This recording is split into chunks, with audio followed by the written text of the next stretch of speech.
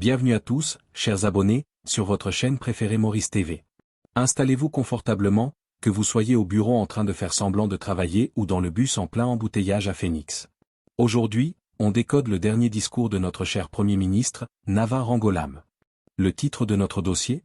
L'unité nationale, entre grand amour, petite querelle et saga des Chagots. On va parler de cette fameuse unité où tout le monde s'aime, enfin, surtout quand les caméras sont allumées. On décortiquera pourquoi, selon le chef du gouvernement, on a tous le même sang mais pas forcément le même l'esprit.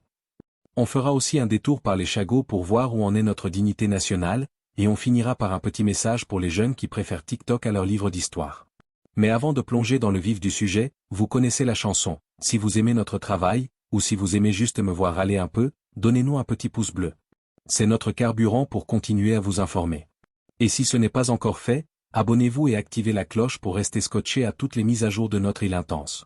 C'est bon ? Vous avez cliqué ? Alors, on peut commencer, mettons les voiles. Port-Louis, en ce dimanche 8 février 2026, l'atmosphère à Belle-Village n'était pas seulement celle d'une commémoration culturelle. Derrière les célébrations des 60 ans du galop Rajput Mahasabha, se jouait une partition politique et sociale majeure. Le Premier ministre Nava Rangolam a profité de cette tribune pour livrer un plaidoyer vibrant sur la cohésion nationale, la liberté d'expression et la souveraineté territoriale. Le défi de l'unité, regardez l'essentiel. Sous le chapiteau décoré pour l'occasion, le Premier ministre a d'emblée abordé la complexité de gouverner une nation arc-en-ciel. L'unité ne signifie pas l'uniformité, et Nava Rangolam l'a rappelé avec franchise en ouvrant les portes des coulisses du pouvoir.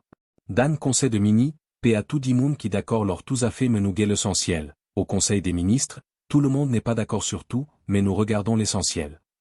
L'analyse du journaliste, cette confidence n'est pas anodine.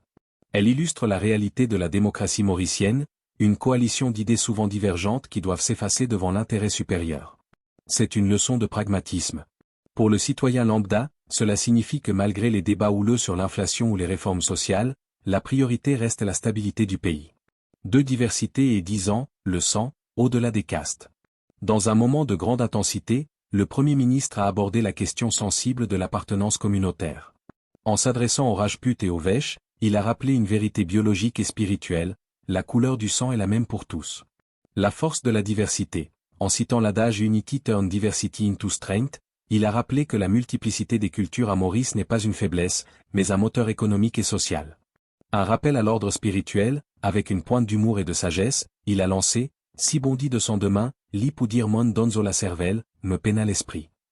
Exemple concret, c'est une critique fine de l'intelligence sans sagesse. On peut avoir des diplômes et des compétences, la cervelle, mais si l'on manque d'empathie et d'esprit de fraternité, la nation stagne. 3. La liberté, le socle de la République. Nava Rangolam a insisté sur le fait que la liberté est le cadeau le plus précieux offert à la population. Dans une île où la presse est vibrante et où les réseaux sociaux ne dorment jamais, il reconnaît que cette liberté permet à chacun de critiquer ouvertement le gouvernement, saken cause kitsos lor kiken. Pourtant, cette liberté a un prix, celui de la responsabilité. En 2026, alors que les fausses nouvelles et les tensions peuvent vite s'enflammer, le Premier ministre appelle à utiliser cette liberté pour construire, et non pour détruire le tissu social. 4. Le dossier Chagot, dignité face à l'histoire.